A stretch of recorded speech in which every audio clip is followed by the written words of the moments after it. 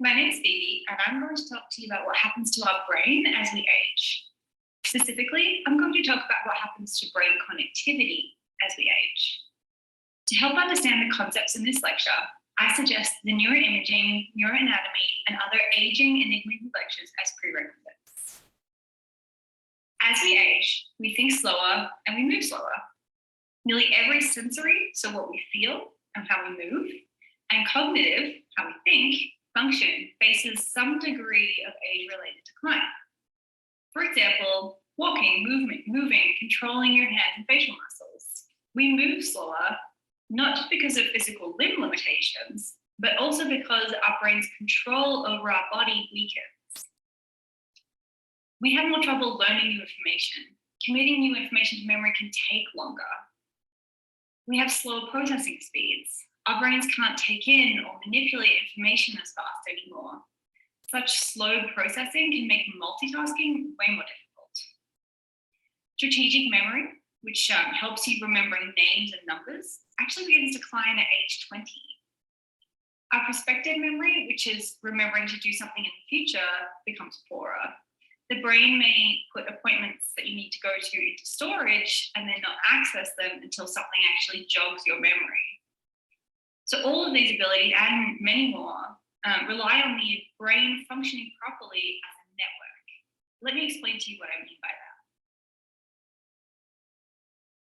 Here we have a map of all of the airports in the world, connected by all the possible flight paths between them.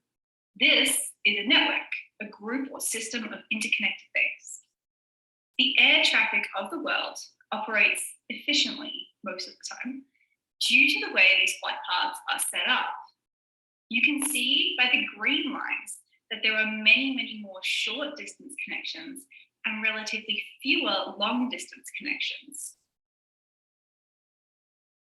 This is the most efficient way to set up a network to allow people to travel as quickly as possible from one place to another. Imagine there were only short connections.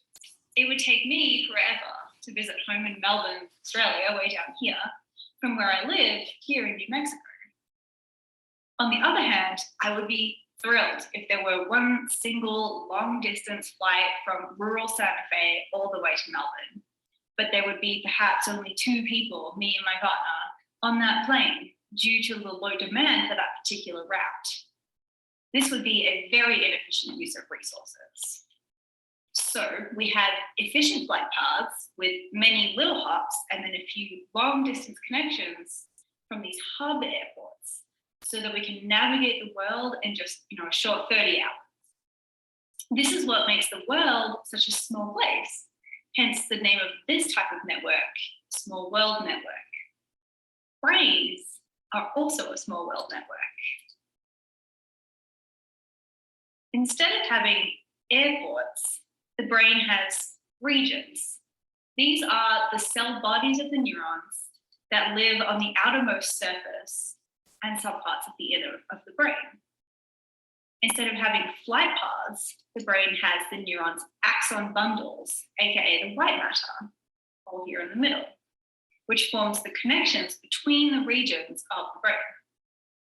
A healthy brain functions efficiently by optimizing its many, many, many short distance connections, as well as its fewer but highly important long distance connections. Thus, we can say that brain connectivity is the pattern of connections between regions of the brain.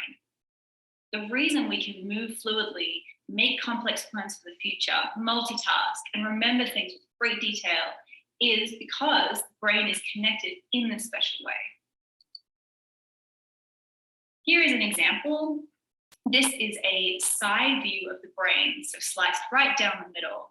Imagine here would be the nose, here's the back of the head, the top of the head. This is a computer reconstruction of the external surface of the brain, the grey matter. And here's the same surface, but organized by colors into regions.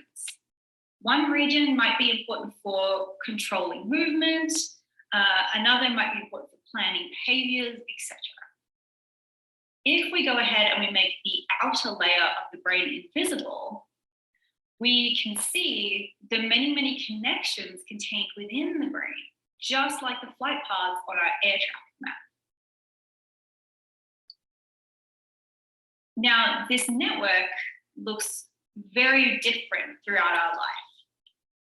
As we are developing, we make more connections, up to 100 trillion connections, in fact. But as we age, our brain connectivity starts to decrease. Now, why is this? So as we grow old, we lose parts of the gray matter. So cells and neurons die. This is a younger adult, this is an older adult. And when cells and neurons die, we see what we call atrophy, which is basically where the brain shrinks. So you can see here that the brain should extend all the way up to the skull surface here, but in the older brain, you can see a big gap where the brain is actually starting to shrink. We're losing that gray matter. Here, these are the ventricles of the brain. In a younger adult, they're a lot smaller. In an older adult, they appear larger because the brain itself, the volume of the brain is shrinking. So not only do we lose the gray matter, the brain regions, we also lose parts of the white matter. So we basically, beginning around the age 50 or 60, this starts to happen. So imagine here, this is a slice of the brain. If you cut down top of the head parallel to the face, so the white areas of this image here are healthy white matter. The orange dots are where parts of the tissue are actually starting to die. This is an example of what the axon in healthy white matter might look like. And this is an example of what the axons in one of these orange dot areas might look like. As we get older, we have more and more of these white dots, which is normal. But in some cases, there might be an excess due to a neurodegenerative illness or disease. So as we grow old, not only are brain regions shrinking, but the integrity of the connections between them are becoming weaker. So therefore, there's less connectivity, and using our metaphor from before, the major airports around the world closing some of their terminals, becoming smaller, while also at the same time, some of the flight paths have become too dangerous to reliably traverse, so we shut them down. So here's another image of the brain. This time we've sliced across this way. In the brain, instead of needing to transport people from, say, US to Australia, we are actually transporting information from A to B. Let's say, and this is a very simplistic example, you see a space at the supermarket and you want to plan what you can make with it. Sorry, you see a spice at the supermarket and you want to plan what you can make with it. The information needs to go from the visual part of the brain, so where you see object A, and it needs to go all the way to the planning part of your brain, where you can execute an idea on what to make for dinner, so region B. As a young, healthy adult, information would travel via this course. So the shortest pathway between A and B be along the red lines, and it would take 3 hops. So you go from here to this dot, from here to this dot, and from here to this dot. Now, as an older adult, some of the brain regions, remember, are shrinking. Some of the connections are no longer reliable due to natural degenerative processes. So now, for information to go from A to B, it must go along this pathway. Now that takes 5 hops. While the information still gets there, it takes longer.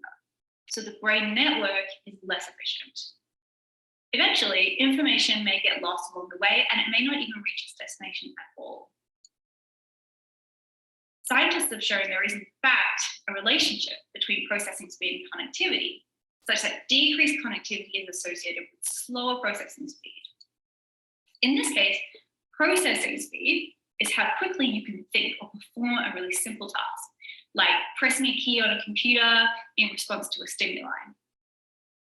Functional connectivity, so this is a type of brain connectivity, is just like structural connectivity, which is what we've been talking about thus far.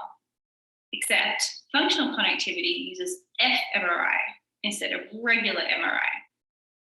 So instead of brain regions being connected by white matter connections, functional connectivity says that brain regions are connected to each other if they both light up in the scanner at the same time, i.e. their activity is correlated.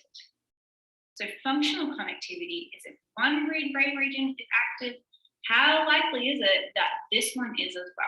And if it's strongly likely or very likely, then those two regions are connected. So these researchers found that people with decreased functional connectivity, so one brain region lighting up and the others that are supposed to aren't lighting up, they had slower processing speeds.